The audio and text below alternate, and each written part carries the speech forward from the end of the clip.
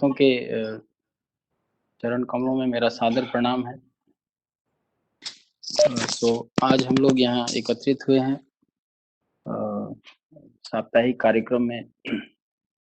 तो last moment पे his grace स्वयं स्फूर्ति प्रभु ने मुझे बोला कि आज का कथा आपको लेना है। तो मैंने इतना अच्छा से तैयारी नहीं किया है, तो अगर कुछ इसमें त्रुटि हो या दोष हो तो मुझे क्षमा कीजिएगा।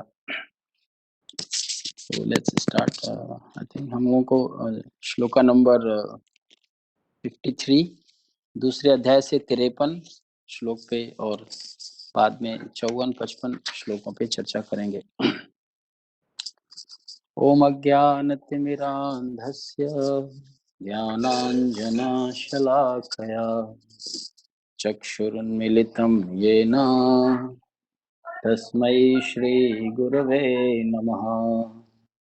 श्रीचैतन्यमनोभीष्टं स्थापितं येन भूतले स्वयं रूपकदा मह्यं ददाति स्वपदान्तिकम्। वन्देऽहं श्रीगुरोः श्रीयुतपदकमलं श्रीगुरुन् वैष्णवांश्च श्रीरूपं साग्रजातं सहगण रघुनाथान्वितां तं सजीवम् साद्वैतं सावधूतं परिजनसहितं कृष्णचैतन्यदेवं श्रीराधाकृष्णपादान् सहगण ललिता श्रीविशाखान्वितांश्च। हे कृष्ण करुणा सिंधो दीनबंधो जगत्पते गोपेश गोपिका कांत राधा कांत नमोस्तुते। तप्त कांचन गौरांगी राधे वृंदावनेश्वरी वृषभानुसुते देवीं प्रणमामि हरिप्रिये। वाञ्छाकल्पतरुभ्यश्च कृपा सिन्धुभयेव च पतितानां पावनेभ्यो वैष्णवेभ्यो नमो नमः। जय श्री कृष्ण चैतन्य प्रभु नित्यानंद श्री अद्वैत गदाधर श्रीवासादि गौर भक्त वृंद। हरे कृष्णा कृष्ण कृष्ण हरे हरे हरे राम राम राम हरे हरे। नमो विष्णुदाय कृष्ण पृष्ठाय भूतले श्रीमते महाविष्णु गोस्वामी। हरे कृष्ण। सो हरे कृष्णा प्रभु जी एंड माता जी। आज का जो श्लोक है वो दूसरे अध्याय से श्लोका नंबर 53 हम लोग उस पर डिस्कस करेंगे। तो श्लोका इज श्रुति विप्रतिपन्ना ते यदा स्थास्यति निश्चला समाधावचला बुद्धि तदा योगम् अवाप्स्यसि। श्रुति विप्रतिपन्ना ते यदा स्थास्यति निश्चला समाधावचला बुद्धि तदा योगम् अवाप्स्यसि। इसका अर्थ है कि जब तुम्हारा मन वेदों की अलंकारमयी भाषा से प्रचलित न हो, से विचलित न हो और वह आत्म साक्षात्कार की समाधि में स्थिर हो जाए, तब तुम्हें दिव्य चेतना प्राप्त हो जाएगी। तो ये दूसरे अध्याय में जिसका नाम गीता का सार है, एक्चुअली इस अध्याय में भगवान ने पूरे गीता का जो सारांश है इस अध्याय में रखा हुआ है। इसमें सारे ही योगों का लगभग वर्णन है।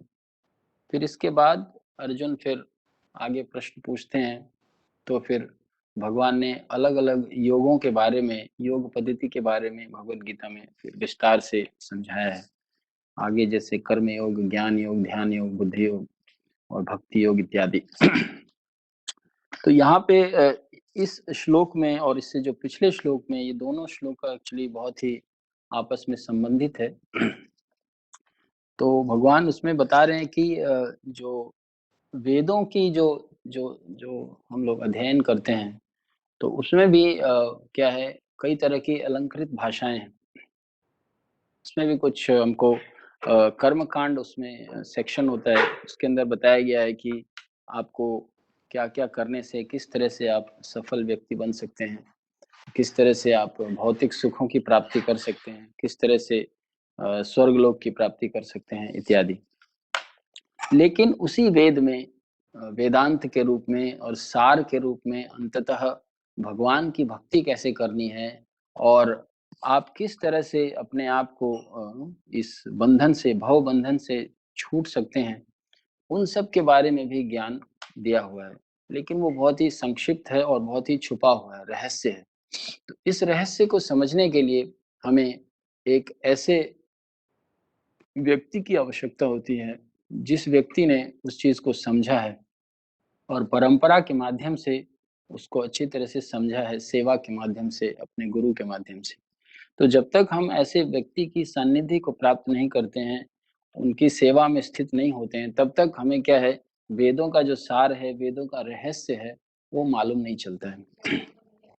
तो आप अगर देखेंगे कि जब श्रीमद् भागवतम की भी जब शुरुआत होती है, तो पहले अध्याय में जो ऋषिगण हैं, सब लोग नैमिषारण्य में मिलते हैं और वहाँ पे सूत गोस्वामी से पहला ही प्रश्न उनका यही होता है कि आप है ना, हमें वेदों का सार समझाइए, वेदों का सार क्या है?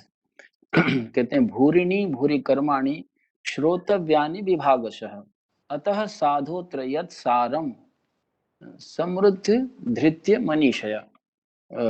कि there are many varieties of scriptures and in all of them there are many prescribed duties which can be learned only after many years of studies of their various divisions.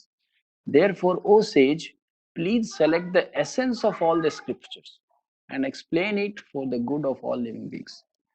वेदों वेदों की जो जो भाषा है और उसमें उसका जो जो अध्ययन है, बहुत ही कठिन है प्रभु जी, माता जी। खासकर इस कलयुग में अभी हमारी जो बुद्धि है, उसके बारे में बताया गया है, शास्त्र में पहले लिखा गया कि ततश्चानुदीन धर्म, अनुदीन धर्म, एक-एक दिन, प्रत्येक डे बाय डे जो हमारा जो बुद्धि है, इंटेलिजेंस, हमारी शक्ति है, उसका ह्रास होता जाता है। तो अभी हम कलयुग में जी रहे हैं, तो कलयुग के प्रारंभ होने से पहले ही भगवान श्री कृष्ण ने बड़ी कृपा करके भगवत गीता के रूप में वेदों का सार हमें दिया और फिर श्रीमद् भागवतम ग्रंथ का भी हमें दिया। वो स्वयं भगवान व्यासदेव बन के आए और उन्होंने सारी वेदों की को लिखित रूप में रचना करके हमारे सामने प्रस्तुत किया, ताकि हमें उन्हें समझने में आसानी हो कि भाई एसेंस क्या है, उसका सार क्या है। जब तक हम सार को नहीं समझेंगे, उसके एसेंस को नहीं समझेंगे, तब तक उसको खाली पढ़ने से कोई फ़ायदा नहीं, करने से कोई लाभ नहीं। तो इसी तरह से कृष्णा यहाँ पे समझा रहे हैं कि श्रुति विप्रतिपन्ना थी, कि श्रुति का अर्थ है कि वैदिक ज्ञान, जितने भी वैदिक ज्ञान है जो श्रुति के माध्यम से, उसको श्रुति बोला जाता है। तो वैदिक ज्ञान में जो अलंकृत भाषाएं हैं, जो बाहरी तत्व को समझाया गया है कई जगहों पे, बहुत कर्म कांड सेक्शंस को, तो उन सब अलंकृत भाषाओं से आपका मन उसके प्रति आकर्षित ना हो ज्यादा और ना ही विचलित हो। विप्रतिपन्ना का अर्थ यही है। और आप स्थिर रहें, यथा स्थितस्य निश्चला, और निश्चल रहें। निश्चल का मतलब एक निष्ठ होना चाहिए हमारा मन। तो भाई मन का तो जो जो जो उसका गुण है, मन का जो बेसिक नेचर उसका है कि नो स्थिर नहीं रहता है मन।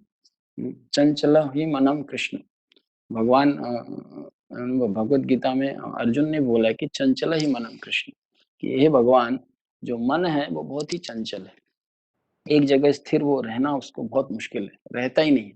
तो कोई भी चंचल अगर चीज है, चंचल वस्तु है, तो उसको क्या है, उसको स्थिर करने के लिए उसको कोई प्रॉपरली उसको एंगेजमेंट देना पड़ेगा कि हाँ भाई इसमें लगे रहो तुम। उसमें जितना भी करोगे मन, आप उसमें उतनी ही ज्यादा आपको ज्यादा आनंद मिलता रहेगा। तो ऐसे ही हमको अपने मन को, अपने माइंड को क्या है स्थिर करना पड़ेगा। और स्थिर किस में कर सकते हैं? स्थिर करने के लिए अ, हमको मन को ऐसी चीज से जोड़ना होगा जिसमें मन को नेचुरल, उसका जो प्राकृतिक आनंद है वो आना शुरू हो जाए। जो प्राकृतिक आनंद मन को हमको तभी मिलेगा जब मन का जो स्वामी है, इंद्रियों के स्वामी हैं भगवान कृष्ण, उनकी सेवा में मन लगेगा। उनकी सेवा में अगर मन इंद्रियों के माध्यम से वहां लगता है, तब उसमें मन क्या है, निश्चल, एक जगह एक निष्ठ रह सकता है। अन्यथा और कोई चीज ऐसी नहीं है जिसमें मन लग सके। आप खुद अपना अपना सब लोग स्वयं का उदाहरण देके समझ सकते हैं कि हमारा मन पहले साल में ही कितनी कितनी चीजों पे कितनी कितनी बार लगता है। क्या कभी मन किसी एक चीज पे ठहरता है? कभी नहीं ठहरता है प्रभु जी। कभी इधर भागता है, कभी उधर भागता है। कभी हमारा मन कुछ प्लान बना लेता है, कभी कुछ प्लान बना लेता है, और फिर सारा का सारा ध्यान और इंद्रियां, बुद्धि, उन्हीं सब चीजों को प्राप्त करने के लिए लगातार प्रयत्नशील रहते हैं, और हम अपना टाइम वेस्ट करते रहते हैं उसी तरह से। तो भगवान यहाँ समझा रहे हैं कि जब तुम्हारा मन वेदों की अलंकारमय भाषा से विचलित ना हो और आत्म साक्षात्कार की समाधि में स्थिर हो जाए। तो यहाँ पे एक और जो बात है, समाधाव चला। तो समाधाव का मतलब है समाधि। समाधि, समाधि में स्थित यानी मन का अस्थिर होना, मन का एकनिष्ठ होना, यही समाधि है। समाधि कोई ऐसी चीज नहीं है कि आप एक जगह बैठे हैं, बस खाली एक स्थान पे आंख बंद करके कंटिन्यूअसली 5 महीने 6 महीने से। आप उसको खाली समाधि नहीं कहते हैं। यदि व्यक्ति चलते फिरते हुए भी भगवान के बारे में स्मरण कर रहा है, अगर अपने कर्म के फलों को भगवान के लिए लगा रहा है, तो वो सब करते हुए कार्य भी वो समाधि में स्थित रहता है। ऐसा भगवान भगवत गीता में बताते हैं। तो यहाँ पे संक्षेप में इस श्लोका में भगवान ने संक्षेप में खाली क्या बताया है कि शुद्ध भक्ति या शुद्ध चेतना, इसका सिद्धांत क्या है, इसका प्रिंसिपल क्या है, ये बता रहे हैं कि और उसकी विधि क्या है, उसको प्राप्त करने की, शुद्ध चेतना को प्राप्त करने की या समाधि अवस्था को प्राप्त करने की क्या विधि है। तो इसमें भगवान ने दो चीजें बोली है जो बहुत जो आया है श्लोक में। वो तो एक तो आया कि निश्चला, जो मन है एक निष्ठ होना चाहिए, और फिर आया समाधाव अचला। वहां पे अचला निश्चला दो शब्द आए हैं जो बहुत ही ना, उस पे हमको फोकस करना है, उस पे ध्यान लगाना है कि जब तक हमारा मन निश्चल, एक निष्ठ, हमारी जो निष्ठा है, हमारे मन की निष्ठा है, वो केवल और केवल भगवान कृष्ण के प्रति ही निष्ठावान रहना है, उसके अलावा कुछ नहीं। इसी से संबंधित पिछले ही श्लोक में एक कोटेशन प्रभुपाद जी ने दिया है, 52 वाले श्लोक में लिखा है। उसमें लिखा है कि ये जो चैतन्य महाप्रभु हैं, उनके जो गुरु थे ईश्वरपुरी, उनके भी गुरु श्री माधवेंद्र पुरी, उन्होंने ये श्लोक कोट किया था। उन्होंने लिखा था कि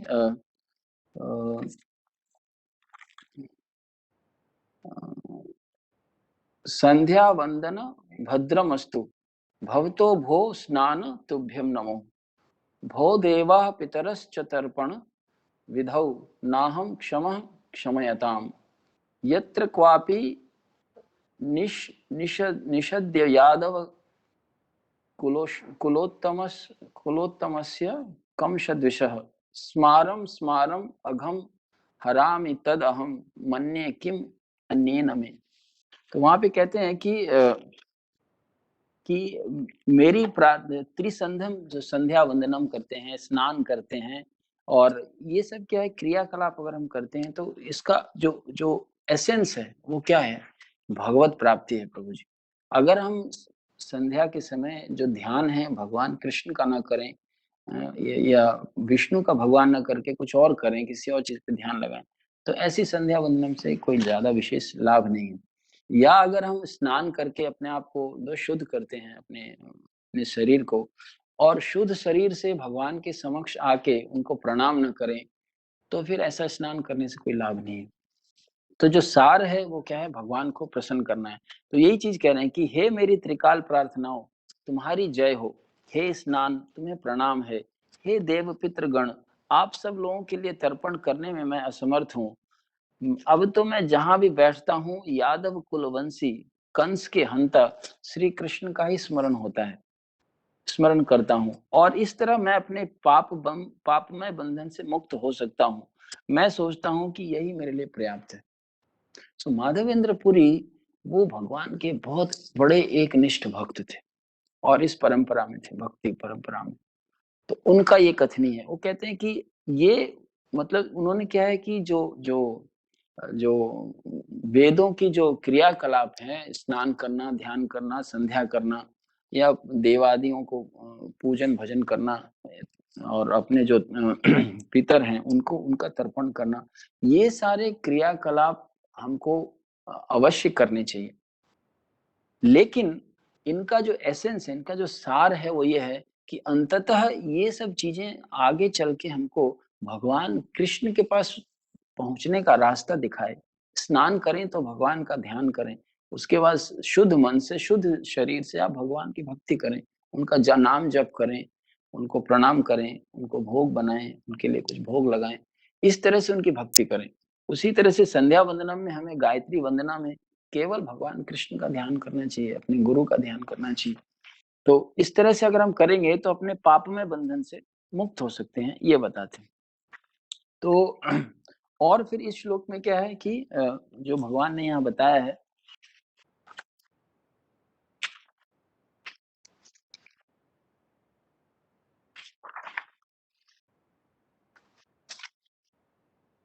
भगवान यहाँ यह समझा रहे हैं कि वेदों का जो, ऐसे तो वेद अपने आप में बहुत ही पवित्र चीज है, और उसको उसका अध्ययन करने का मौका भी लाखों करोड़ों में कुछ ही लोगों को मिल पाता है, उसके उसके शरण में आ पाते हैं।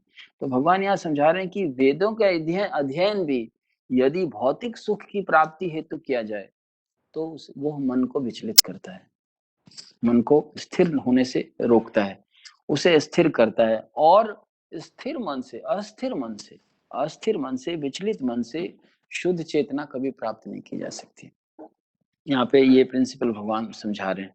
और समाधि का अर्थ होता है कि शुद्ध चेतना को प्राप्त व्यक्ति, शुद्ध चेतना को प्राप्त व्यक्ति का अर्थ है कि भगवान कृष्ण की शुद्ध व्यक्ति, शुद्ध भक्ति को प्राप्त व्यक्ति, जिसका मन बुद्धि भगवान कृष्ण की भक्ति में स्थिर है, भगवान कृष्ण की भक्ति में एक निष्ठ है। यहाँ पे ये समझा रहे हैं। तो कह रहे हैं कि अगर तुम्हें इसमें मतलब एक निष्ठ हो जाते हो, तो कहते हैं कि तुम दिव्य चेतना को प्राप्त कहलाओगे। तो ये वाला श्लोक और पिछला वाला श्लोक, पिछले वाले श्लोक में भगवान ने कहा है कि जब तुम्हारी बुद्धि मोह रूपी सघन वन को पार कर जाएगी, तो तुम सुने हुए तथा सुनने योग्य सबके प्रति अनन्य अन्य मनस्क हो जाओगे। अन्य मनस्क क्या अर्थ है कि कह रहे हैं कि इनडिफरेंट, इनडिफरेंट का मतलब होता है कि जैसे जैसे एक जगह आता है नियमाग्रह, नेक्टर ऑफ इंस्ट्रक्शन में भगवान ने, यानी रूप गोस्वामी ने बताया कि षड्भिर भक्ति, जो उसमें हमारा नाश होता है 6 भक्तियों में, उसमें एक जो है नियमाग्रह। नियमाग्रह का मतलब कि खाली रूल्स रेगुलेशन को just practising for the sake of practising, not for spiritual enlightenment. और भक्ति में, भगवान भक्ति में आपकी बढ़ावा हो, आपको आपको आपकी उन्नति हो, वो ना सोचकर केवल खाली बस नियम का ऐसे ही पालन करना, हाँ जी हमको शाम को नहाना है, सवेरे नहाना है, बट नहाने के बाद क्या करना है, या संध्या के बाद क्या करना है, उस समय भगवान को ध्यान करना है, उनको उनके नाम का शुद्ध मन से जप करना है। तो ये जरूरी है। अगर हम वो नहीं करते हैं तो ये नियमाग्रह कहलाएगा। और दूसरी बात है, सीधे सीधे इन नियमों का तोड़ देना, या rejecting the rules and regulations of scriptures. और या फिर वर्किंग विम्सिकली, अपने मन से अपने अपने नियम अगर हम बना लेते हैं, तो वो भी क्या है, नियमाग्रह कहलाता है। और जब हम ये नियमाग्रह करते हैं, नियमों को नहीं मानते हैं, तो क्या होता है कि भक्ति का नाश हो जाता है, भक्ति का हमारे जीवन से नाश हो जाता है। तो यहाँ पे कह रहे हैं भगवान जो पिछले वाले श्लोक में कि यू विल बी इनडिफरेंट, कि जो ये जो नियम और जो रूल्स रेगुलेशन हम लोग फॉलो करते हैं, इसका एम है कि भगवान कृष्ण की भक्ति में हमारी उन्नति हो, बढ़ोतरी हो। लेकिन जब व्यक्ति ये जो नियोफाइट स्टेज से धीरे-धीरे जब ऊपर बढ़ता है, तो कृष्ण भक्ति ऐसी है कि ये एक तरफ़ा चीज़ नहीं है प्रभु जी, माता जी। ये भगवान का हम जब नाम लेते हैं, भगवान की सेवा करते हैं, तो ऐसा नहीं कि आप केवल it's a dry dry philosophy जैसी कोई चीज़ नहीं है कि आप बस सेवा करे जा रहे हैं।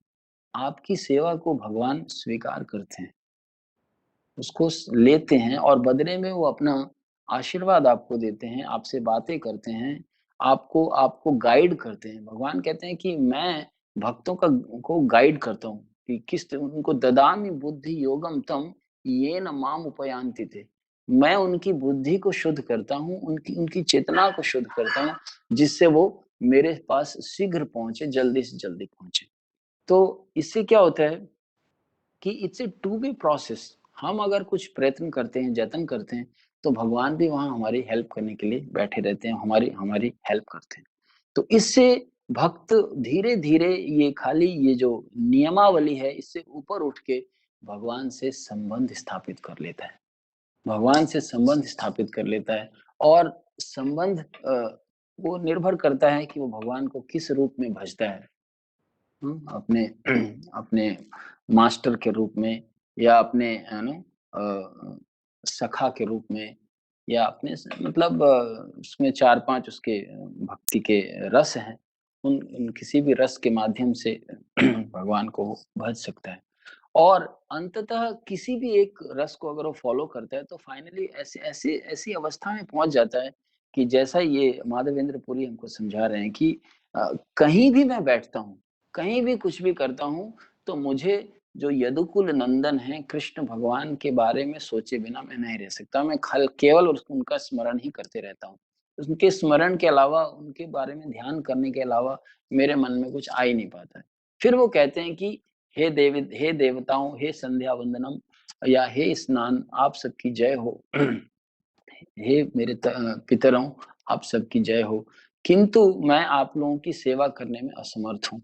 क्यों? क्योंकि मैं कुछ भी करता हूँ, कुछ भी ध्यान लगाता हूँ, कहीं भी बैठता हूँ, तो मुझे केवल भगवान कृष्ण का यदुनंदन है, उनका ध्यान आने लगता है और मेरे को लगता है कि ये केवल उनका ध्यान करना या उनकी सेवा करना is more than enough for me. मेरे लिए काफ़ी है। ये मेरे सभी पापों का नाश कर देगा। तो यही तो अर्थ है प्रभु जी, भक्ति जीवन का यही तो अर्थ है और यही तो सारे शास्त्र का, सारे जो वेद अध्ययन है, वेदों का यही तो निचोड़ है। भगवान ने जैसे भगवत गीता पूरा बोला, तो उसका अंत में उन्होंने उसका निचोड़ दिया है, भगवान ने उसका सार दिया है। उन्होंने बोला है कि सर्वधर्मान् परित्यज्य माम एकम शरणम व्रज। यही तो उसका सार है भगवत गीता की, सारी चीज़ों का त्याग करके, सारे जो हमने मनोधर्म पाल रखे हैं, अपने-अपने हिसाब से अपनी व्हिम्सिकली किसी ने कुछ सिस्टम बना लिया है, किसी ने कुछ अपना धर्म बना लिया है कि ऐसे करना चाहिए, वैसे करना चाहिए, इतने बजे नहाना चाहिए, इतने उम्र में। ऑल दीज़ बोलते हैं कि सभी धर्मों का त्याग करके केवल और केवल भगवान की शरण ग्रहण करने का धर्म, वही सबसे सर्वोपरि धर्म है। उस धर्म को अगर हम पालन करते हैं, भगवान कृष्ण की शरण ग्रहण करते हैं, तो क्या होगा? अहम त्वाम सर्व पापेभ्यो मोक्षयिष्यामि मा शुचः। So this is the essence of Bhagavad Gita. Bhagavad Gita का ये सार है। तो उस सार को पहुंचने के लिए, उस सार को प्राप्त करने के लिए यहाँ पे आज के श्लोक में भगवान बता रहे हैं कि हमको जो वेदों में और जो सारी चीजें दी हुई है, अलंकारमयी भाषा का अर्थ है कर्मकांड सेक्शन, खासकर उसमें बहुत बड़ा है कर्मकांड और कई सारे उसमें रास्ते समझाए गए हैं और स्टेप बाय स्टेप। तो प्रभुपाद जी कहते हैं कि ये स्टेप बाय स्टेप आप करोगे तो कितना लंबा टाइम लगेगा। कृष्णा कॉन्शियस ऐसा है कि जस्ट बाय वन शॉट सीधा लिफ्ट पकड़ने का है और डायरेक्टली आपको भगवान की सेवा में लग जाना है। और वो चीज़ कैसे कर सकते हैं? उनको डायरेक्टली प्रभुपाद जी की कृपा से भगवान चैतन्य महाप्रभु का जो आदेश है, हरे नाम हरे नामेव केवलम कलौ नाशतेव गतिरन्यथा। इतनी सारी यहाँ इस युग में, खासकर कलयुग में परेशानी है, इतना सारा अवरोधक है, इतने सारे मतलब आपको डिस्टर्बेंसेस हैं, मन को विचलित करने के इतने सारे यहाँ पे मतलब साधन संसाधन उपस्थित हैं कि मन को एकाग्रचित करना, एक निष्ठा करना अत्यंत दुष्कर है। लेकिन भगवान का नाम, भगवान के नाम में वो शक्ति है कि इन सारी परेशानियों को, इन सारे जो जो दुष्कर चीजें, इन सबको एक उसका एक हल है। भगवान का नाम लेंगे, उस सब चीजों को दूर कर देगा। प्रभुपाद जी कहते थे कि by just one kick off Krishna consciousness, it will kick out all the inauspicious things from your life. तुम्हारे जीवन से जितनी भी अशुद्धियां हैं, सारे अशुद्धियों को भगवान कृष्ण के केवल शरण ग्रहण करने से, उनका नाम लेने से, शुद्ध मन से उनका नाम लेने से इन सारी अशुद्धियों को आप दूर कर सकते हैं। तो और आप शुद्ध चेतना को प्राप्त कर सकते हैं। तो इसमें फिर प्रभुपाद जी ने बहुत अच्छे से समाधि का अर्थ हमें तात्पर्य में समझाया है कि समाधि किसे कहते हैं। तो समाधि में उन्होंने कहा है कि आत्म साक्षात्कार की सर्वोच्च सिद्धि यह जान लेना है कि मनुष्य भगवान कृष्ण का शाश्वत दास है। अगर व्यक्ति इसी चीज को समझ ले और इस चीज में पूरा विश्वास कर ले कि कि जीवेरो स्वरूप होए नित्येर कृष्णदास, कि भगवान कृष्ण का वो शाश्वत दास है। शाश्वत शब्द इसमें बहुत इंपॉर्टेंट है। नित्येर बहुत इंपॉर्टेंट, बहुत महत्वपूर्ण बिंदु है, उस पे हमें फोकस करना है। ऐसा नहीं है कि प्रभु जी आपको शुरू में ही चलो चैंटिंग करना है, सारी सेवा करनी है और भगवान की दासता स्वीकार करनी है और एक लेवल ऐसा आएगा कि आप भी भगवान जैसे बन जाएंगे, आपका प्रोग्रेस हो जाएगा। नो नो नो, ये भी एक तरह का मिथ्या अहंकार है। और अगर इस तरह का सोच हम रखेंगे तो माया हमको क्या है, भगवान से हमेशा दूर रखेगी। एकेला ईश्वर कृष्ण आर सभृत्य, भगवान कृष्ण के हम दास हैं, भगवान कृष्ण के सेवक हैं। ये कैसे हैं? शाश्वत सेवक हैं, इटर्नल सर्वेंट। चाहे इस जन्म में, चाहे उस जन्म में, चाहे यहाँ चाहे वहां, इस लोक में परलोक में, किधर भी। और इस चीज को अगर हम, इस चीज में हम विश्वास करने लगे और इस सेवा में, इसमें आनंद उठाने लगे, तो उसको हम कहते हैं कि इसने आत्म साक्षात्कार कर लिया है, अपने आप को समझ लिया है इसने। ही अंडरस्टूड हिमसेल्फ कि वो कौन है, उसकी उसकी इटर्नल पोजीशन क्या है, उसका शाश्वत, उसका क्या चीज है, वो भगवान का नित्य दास है। और इसमें वो आनंदित होने लगे, तब उसे कहते हैं कि उसने शुद्ध चेतना की अवस्था को प्राप्त कर ली है, उसने आत्म साक्षात्कार कर लिया है।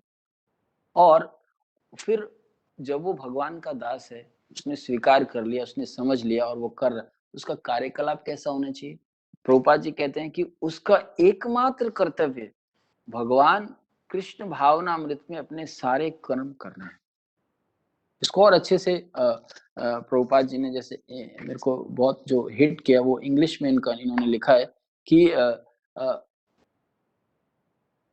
the highest perfection of self-realization is to understand that one is eternally the servitor of Krishna, भगवान का नित्य दास है, and that one's only business is to discharge one's duty in Krishna consciousness. Only business, उसका यही परम कर्तव्य है, एकमात्र कर्तव्य है, एक निष्ठा से उसको क्या करना है? भगवान कृष्ण की सेवा करनी है।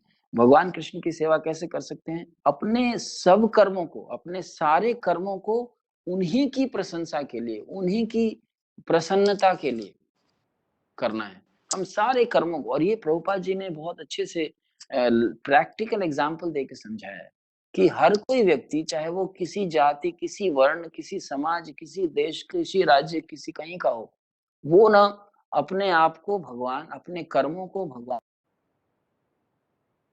की सेवा में lot of things are there, बहुत बहुत सारे हैं। कोई भी व्यक्ति ऐसा नहीं कह सकता कि मैं भगवान कृष्ण की सेवा कैसे करूं, मेरे को तो ये नहीं है वो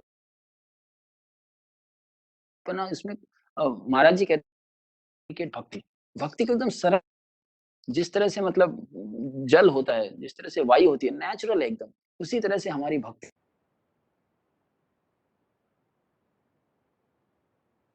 हैं, गाते हैं, इधर-उधर घूमते हैं, बस आप कृष्ण के लिए करिए वो सब। आप सोइए, भगवान के लिए सोइए कि हाँ भाई अगले सवेरे मुझे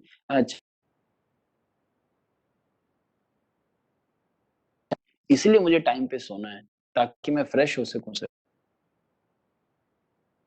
Hare Krishna Prabhu, yeah, I think उसी तरह से आप your voice is cutting. Can you just keep your breaking actually? Can you just keep Hare your your voice is breaking, Prabhu.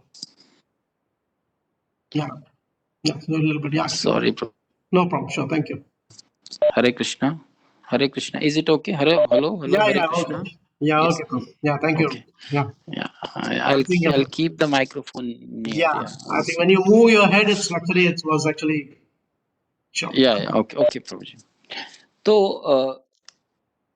कहते हैं यहाँ पे कि उसका एकमात्र कर्तव्य जो है क्या होना चाहिए कृष्ण भावनामृत में अपने सारे कर्म को करना है इसमें उसे आनंद प्राप्त करना चाहिए कृष्ण भावना भावित व्यक्ति या भगवान के एकनिष्ठ भक्त को न तो वेदों के अलंकारमय वाणी से विचलित होना चाहिए न स्वर्ग जाने के उद्देश्य से सकाम कर्मों में प्रवृत्त होना चाहिए यहाँ पे प्रभुपाद जी ने बहुत क्लियर तरीके से बताया कि समाधि किसे कहते हैं समाधि की अवस्था किसे कहते हैं हमारा जो कॉन्कॉक्टेड आइडिया है मनोवृत्ति हमारी है कि समाधि का अर्थ है एक अवस्था में कोई बस बैठा हुआ है आंख बंद करके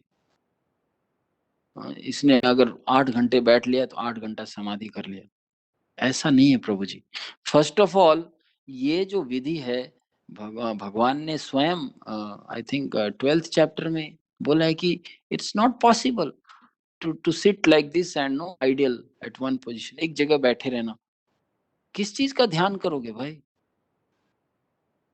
ध्यान आप जब तक आपको भगवान के दर्शन हो रहे हैं आंख बंद मिल रहे हैं तब तो आप 8 घंटा क्या आप उनका ध्यान कर सकते हैं जैसे कि वृंदावन के लोगों ने किया था जब भगवान ने गोवर्धन पर्वत धारण किया था 7 दिन तक कंटिन्यूअसली सब लोग क्या कर रहे थे भगवान के मुखारविंद का दर्शन कर रहे थे लगातार और कुछ नहीं किया उन्होंने भगवान के मुखारविंद का कंटिन्यूअस दर्शन तो इस तरह से अगर आपको समाधि में जैसे बैठते हैं और ध्यान लगाते हैं अगर आपको अपने परमात्मा जो आपके हृदय में विराजमान है उनके दर्शन हो रहे हैं और उनके दर्शन करके आपका मन एकदम आनंदित प्रफुल्लित महसूस कर रहा है then it's idle samadhi but is it possible to see paramatma in this age of Kaliyuga which is full of faults मतलब कलेर दोष निधे राजन हस्ती ही एक महान गुना कि कलयुग में पल पल पे पग पग पे इसमें दोष ही दोष एक जगह बैठ के मतलब बैठना ही बहुत मुश्किल है कहीं कहीं हमको कोई वैसी जगह ही नहीं मिल पाती है कई बार घर के अंदर भी रहते हैं तो भी 10-15 मिनट में फटाफट कहीं उठना पड़ता है कोई कोई बुला लेता है कभी और आजकल तो ऐसा डिस्टरबेंस है ये मोबाइल फोन का प्रभु जी कि अगर 5 मिनट 10 मिनट तक किसी ने अपना मोबाइल फोन नहीं देखा तो उसे लगता है कि उसको पता नहीं क्या हो गया है हार्ट अटैक आ जाएगा क्या हो जाएगा so we are so much crazy we have become so how it's possible to continuously sit for hours और 10 आवर्स तो इसीलिए भगवान ने बोला कि इट्स नॉट पॉसिबल तो क्या पॉसिबल है प्रभुपाद जी ने हमें प्रैक्टिकल समझाया है कि बाकी चीजों को just kick out from your life भगवान की भक्ति आप कीजिए तो 4 नियम हैं जो प्रैक्टिकल हैं उसको आप फॉलो कीजिए और भगवान के 16 माला पवित्र नामों का जप ध्यान से कीजिए ध्यान पूर्वक और धीरे धीरे क्रमशः भक्ति में इसी तरह से आगे बढ़िए तो जैसे जैसे हम भक्ति में आगे बढ़ेंगे तो ऑटोमेटिकली जो लोअर टेस्ट है जो चीजें विघ्न डालती है भक्ति में वो वहां से हटती जाएंगी जैसे जैसे हमारा सरेंडर बढ़ेगा वैसे वैसे हमारा क्या है कि जो भक्ति में जो जो जो रुकावटें हैं वो रुकावटें आपके रास्ते से हटती जाएंगी और फिर हम उस समाधि की अवस्था को प्राप्त करेंगे। और समाधि में उसको ऐसा नहीं है कि आपने एक बार प्राप्त कर लिया तो बस आपने सब कुछ प्राप्त कर लिया। समाधाव चला, भगवान क्या कह रहे हैं यहाँ पे, समाधाव चला बुद्धि। जो समाधि में आपकी बुद्धि कैसी होनी चाहिए, अचला। अचला, अचला का अर्थ है स्थिर होनी चाहिए।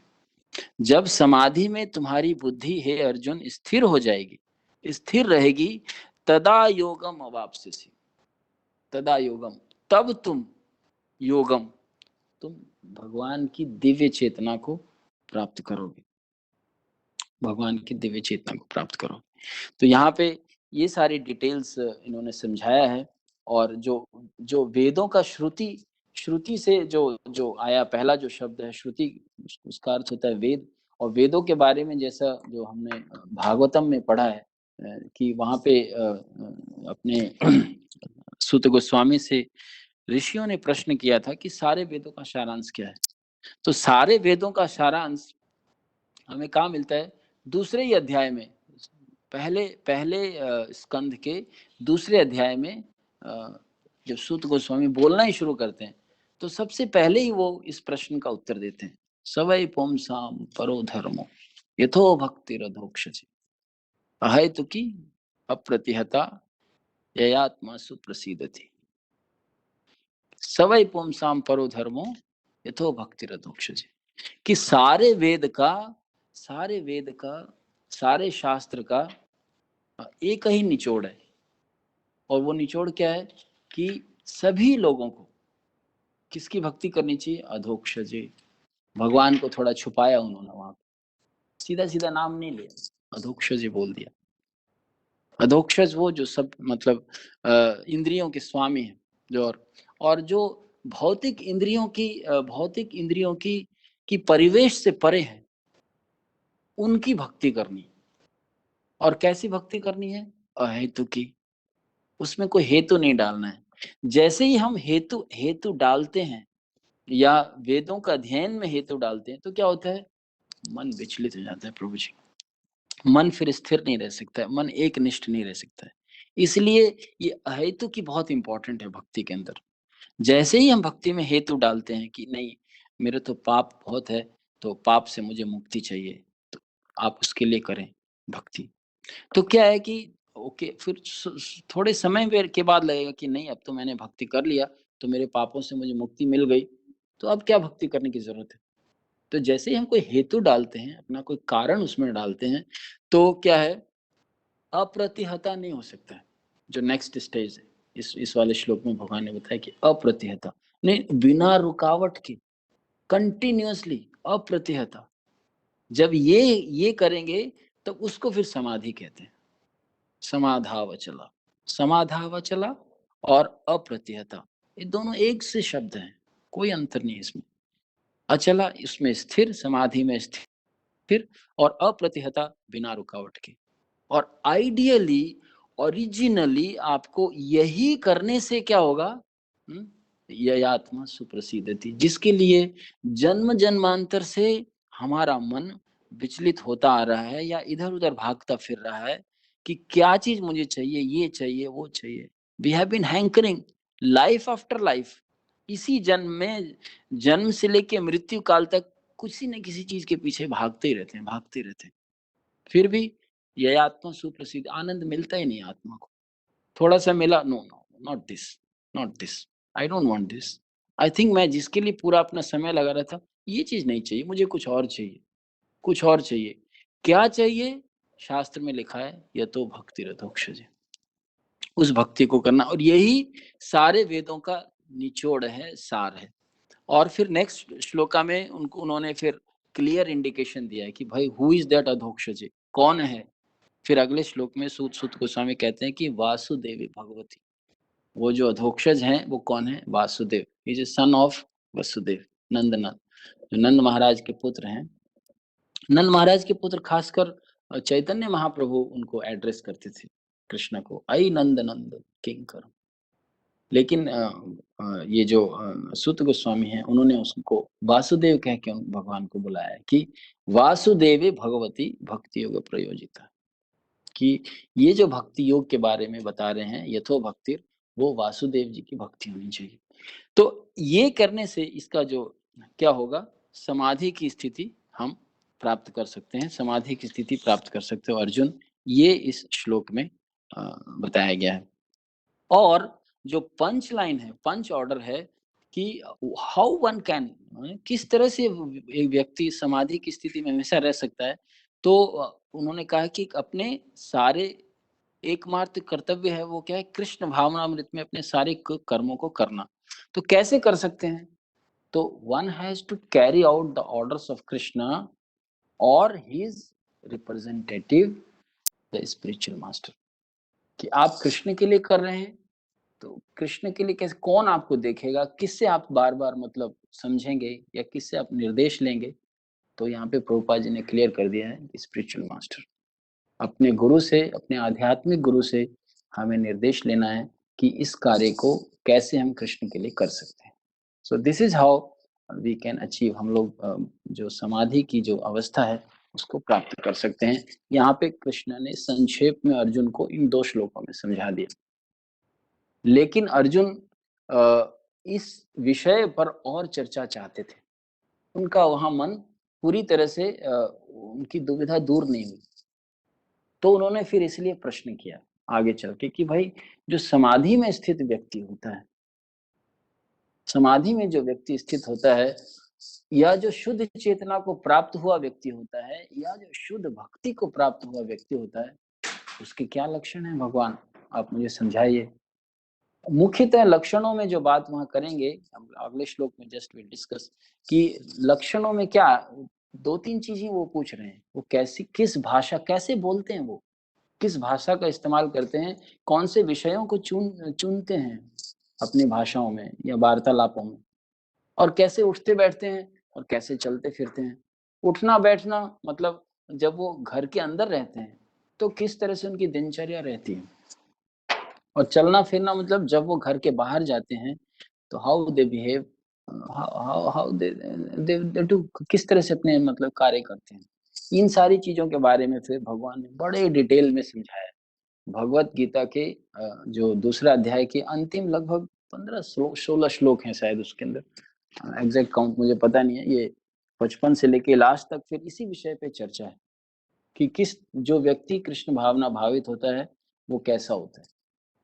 अब हम लोगों के मन में एक प्रश्न उठ सकता है कि आखिर भगवान ने इतना डिटेल में किस लिए समझाया, इतना डिटेल में कोई रीजन तो है। तो first let us recite the shloka, let me recite the shloka 54। Arjun उवाच स्थितप्रज्ञस्य का भाषा समाधिस्थस्य केशव, स्थितधि किं प्रभासेत किमासीत व्रजेत किम्।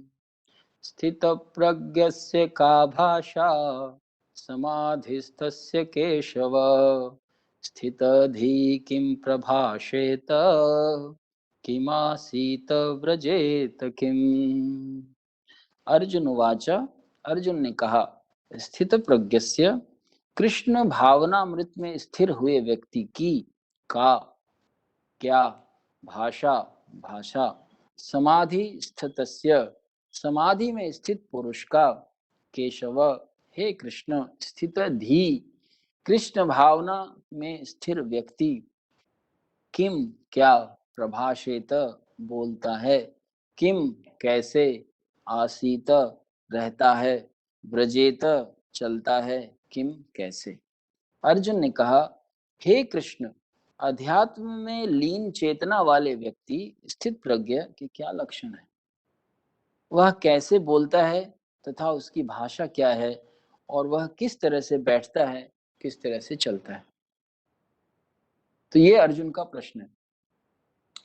वहां पे जैसे पिछले 2 श्लोकों में समाधि की जो वर्णन है, समाधि के विषय का जो वर्णन है, भगवान ने क्या है, संक्षेप में किया कि हाँ, उसको हमेशा ये जो भौतिक क्रियाकलापों से दूर होके अपना ध्यान एकनिष्ठ करना है, अचल रहते हुए समाधि में स्थित रहना है, तब ये हो जाएगा, तब तुम शुद्ध चेतना। अब वो उसको उसको डिटेल में वर्णन चाहिए, क्योंकि प्रभु जी, हमको एक भक्त का संग बहुत जरूरी है। इस संसार में अगर सबसे जो सुखमय अवस्था है जीव की, वो किसी भक्त के संग में उसका मतलब भक्त का संग करना है, सत्संग।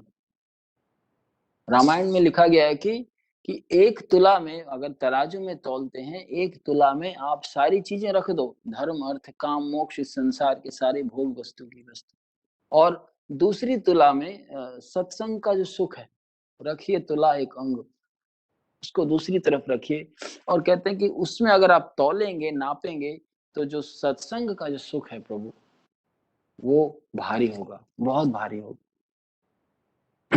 चैतन्य महाप्रभु ने भी हमें इस चीज का बहुत अच्छा निर्देश बताया है कि साधु संग साधु संग साधु संग लाय, लव मात्र साधु संग सर्व सिद्धि है।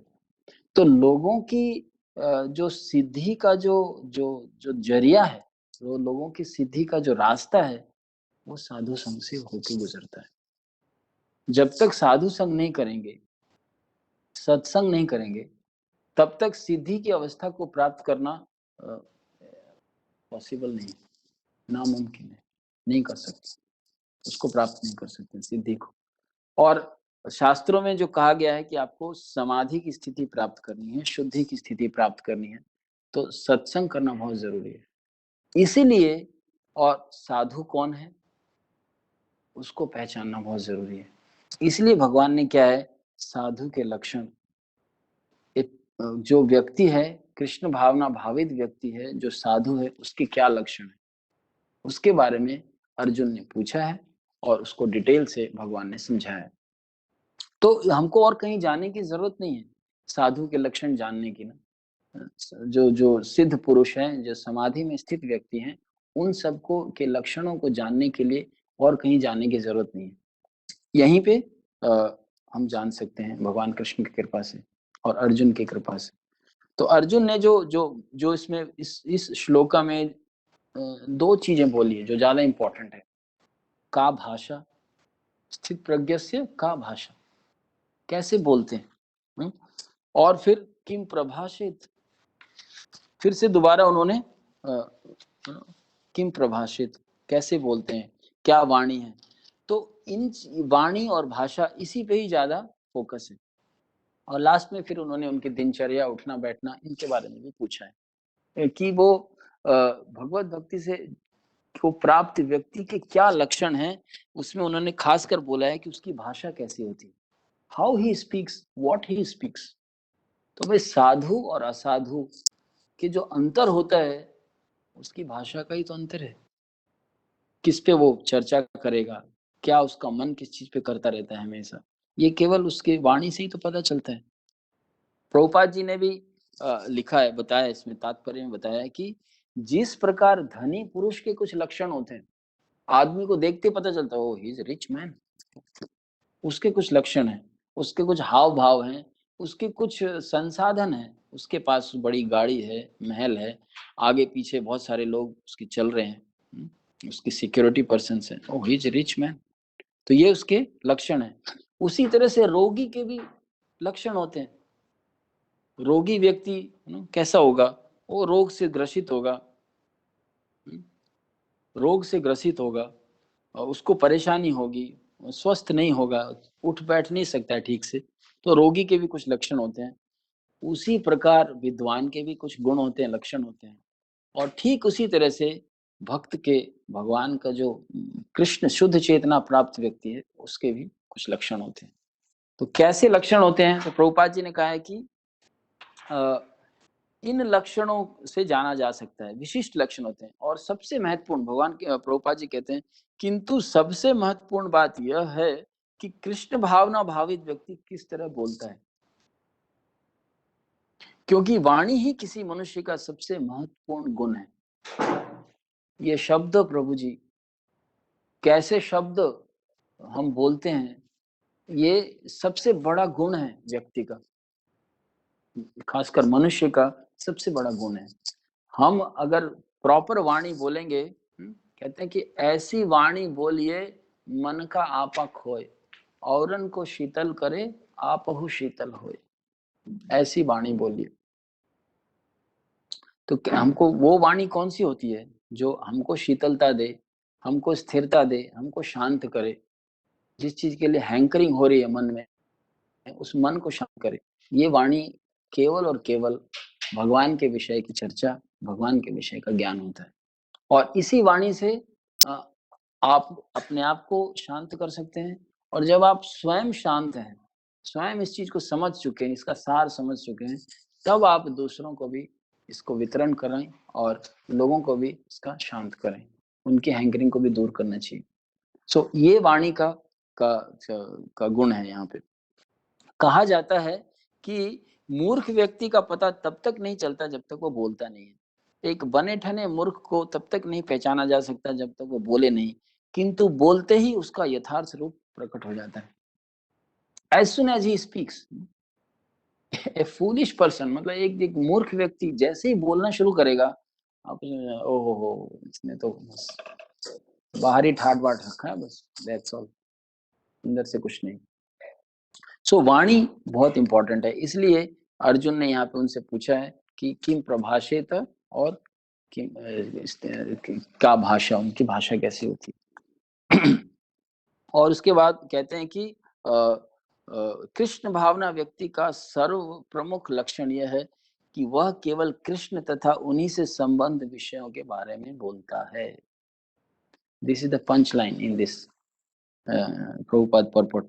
ऐसे तो प्रभुपाद जी के जो पर्पट्स होते हैं उसमें हमेशा जो उनका पहला सेंटेंस होता है और उस श्लोक में जब एंड का सेंटेंस होता है, आखिर का जो लाइन होती है, जैसे पंच लाइन नॉर्मली, इनको अगर हम ध्यान करें तो हमारी शुद्धि हो सकती है, वाणी की शुद्धि हो सकती है। यहाँ पे कहते हैं, क्या बोला है प्रभुपाद जी ने कि the immediate symptom of Krishna conscious man is that he speaks only of Krishna and of matters relating to him. तो ये एक साधु का लक्षण होता है कि कैसा भी सब्जेक्ट मैटर पे डिस्कशन हो रहा हो, कुछ भी चल रहा हो, कैसी भी वार्तालाप हो रही हो, कैसे ना कैसे उसको मोल्ड करके, उसको मोड़ करके वापस कृष्ण पे ले आता है।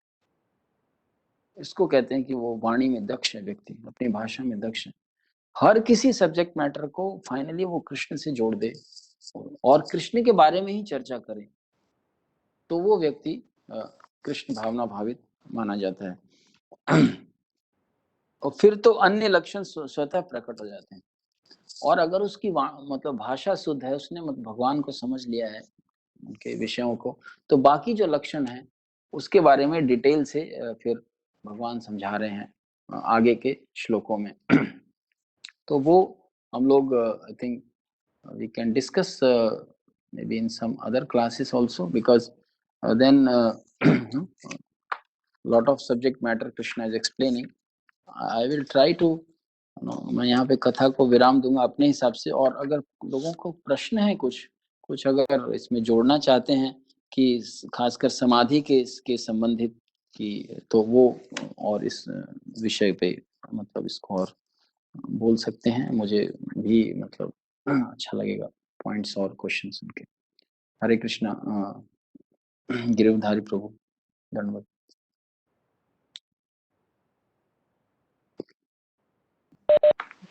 Yeah, Hare Krishna.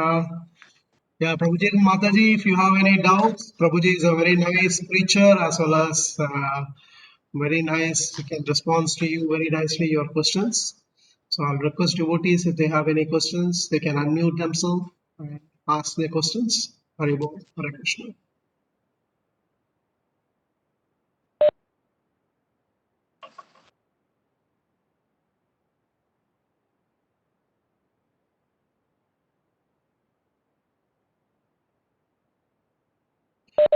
Okay. Hari बोल। Yeah. Nobody wants to ask questions. At least, okay, give your realizations.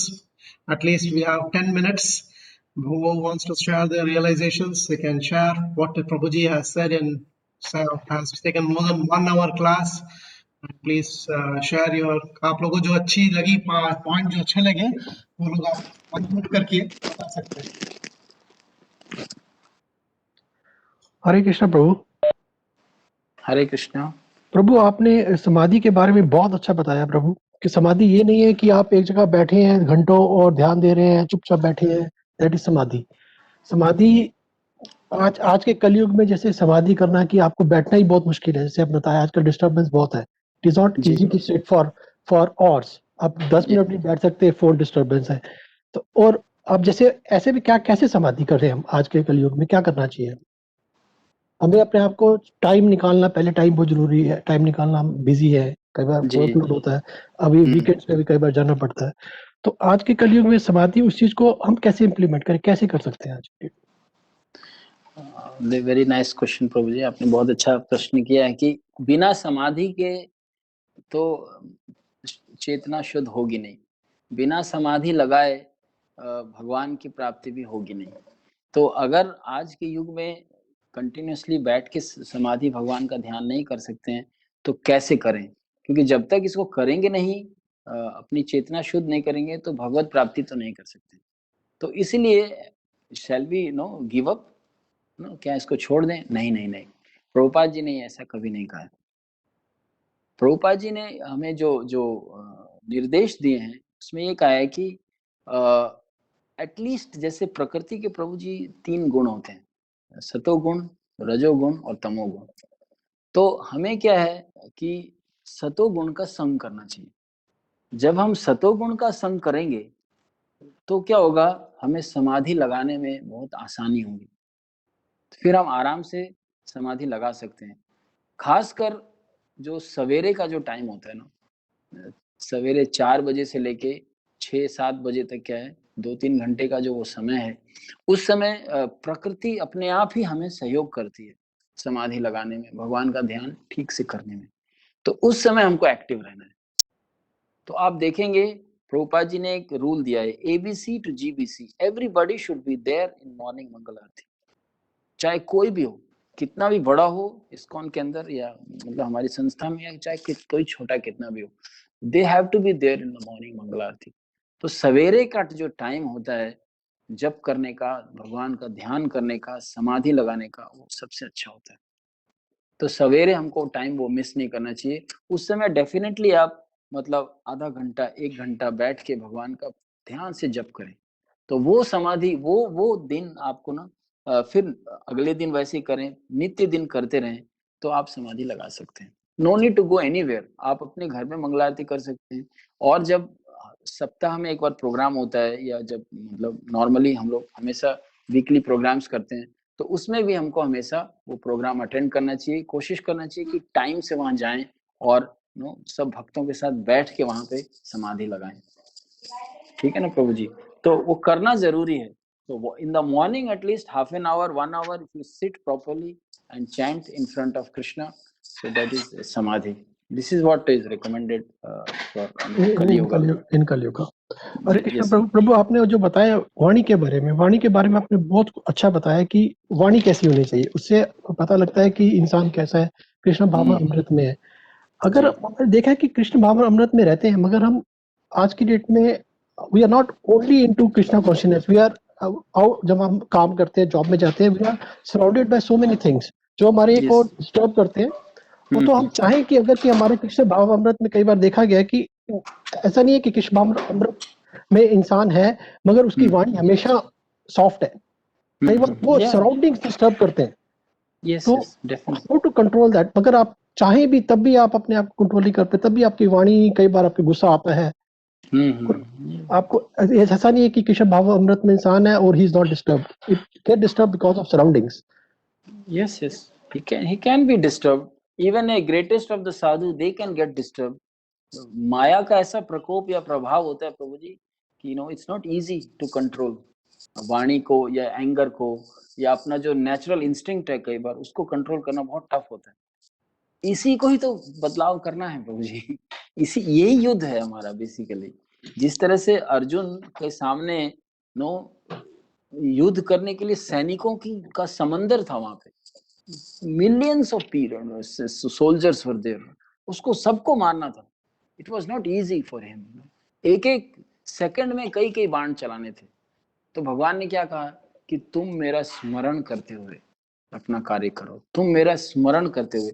जो स्मरण करने का जो है, ये चीज हमें कभी नहीं भूलना चाहिए। सततम कीर्तयन्तो माम, बैक इन द माइंड, हमारे मन में हमेशा चलते रहना चाहिए कि कृष्ण कृष्ण कृष्ण, कृष्णा ने भेजा है हमारे को इस स्थिति में, कृष्णा ने भेजा है उस व्यक्ति को, कृष्णा ने भेजा है हमें इस अवस्था में, तो उसी तरह से रेस्पॉन्ड करना चाहिए। जब हम योग से जुड़े रहते हैं, तो जब हम आगे, आप देखेंगे इसमें आगे भगवान जब आगे बताएंगे, आगे चल के ये जो प्रजा हाथी, मतलब ये स्थित प्रज्ञा के व्यक्ति की जब गुणों की चर्चा होगी, तो उसमें व्यक्ति को बताएंगे, भगवान समझा रहे हैं कि ऐसे में व्यक्ति उठते हुए, बैठते हुए, चलते हुए, फिरते हुए, कुछ भी करते हुए ना, हमेशा वो समाधि में स्थित रहता है।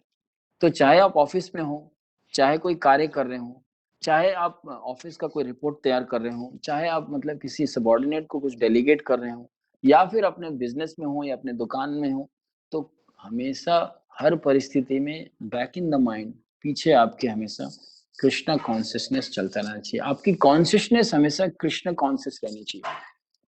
इस बात को समझने को हमको, हमारी जो भावना है, हमारा जो कॉन्शियसनेस है, हमसे जिसे हम जीवित हैं, जिसे हमारा जीवन चल रहा है, वो जीवन, वो भावना, वो कॉन्शियसनेस कृष्णा कॉन्शियसनेस होना चाहिए, उसमें कृष्णा घुसे हुए होने चाहिए।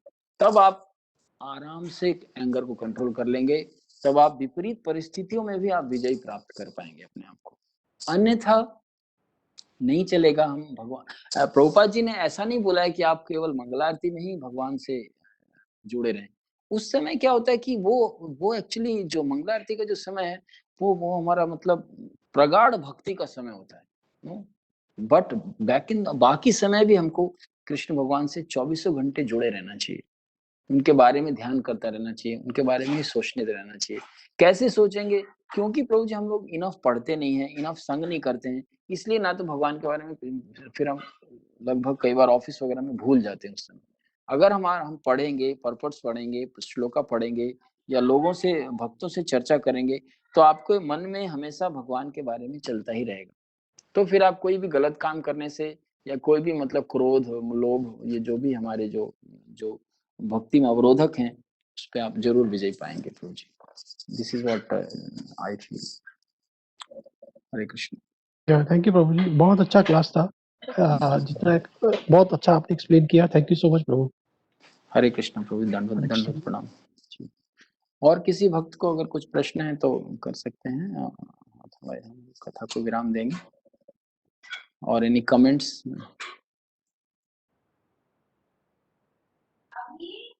प्रभु एक चीज बताओ, उनका बात रिक्वेस्ट कर सकता हूँ कि आप जैसे एक अभी 2 श्लोक आपने किए हैं आज, आगे के श्लोक भी इसी से लिंक्ड है, बहुत इंपॉर्टेंट है, जैसे बोला इसी के बारे में बात की गई है। जी जी, अगर हाँ। अगली क्लास आप कंटिन्यू कर पाए सेम मोड में चल सकता है। I don't know whether it is feasible और पॉसिबल और not.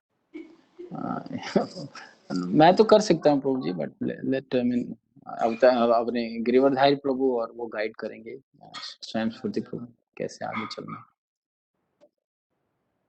I am happy to do that. Okay okay, thank you. Ji.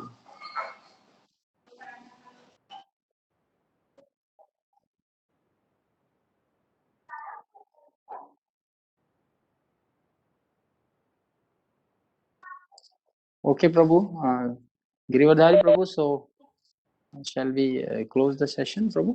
Yeah, What do I you say? think nobody wants to share anything. They are all, I think, maybe in so much focused that they don't want to share any realizations, I believe.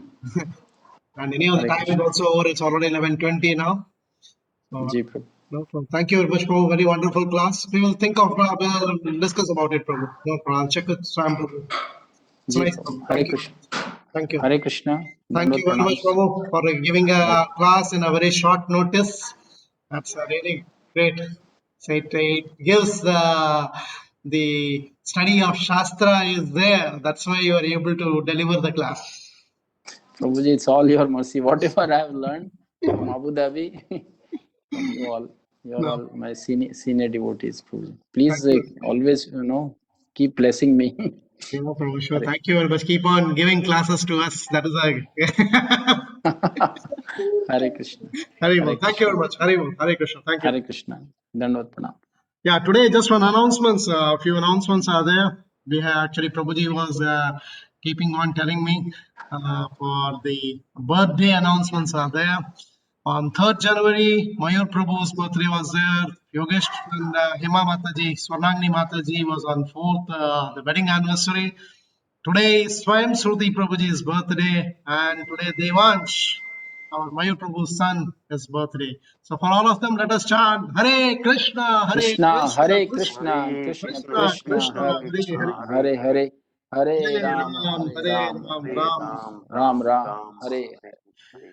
Okay, Prabhu. Thank you very Hare, much. Hare Bol. Hare Thank you. Krishna, Hare Hare, Krishna. See you all next Hare. week. Tomorrow Mangalarti is there. Tomorrow Mangalarti class will be at 7:15. Thank you. Hare Bol. Hare Krishna. Hare Krishna. Hare Krishna.